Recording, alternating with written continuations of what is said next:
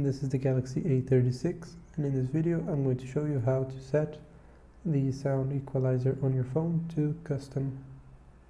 The first thing you need to do is open the settings and then tap sounds and vibration and sound quality and effects.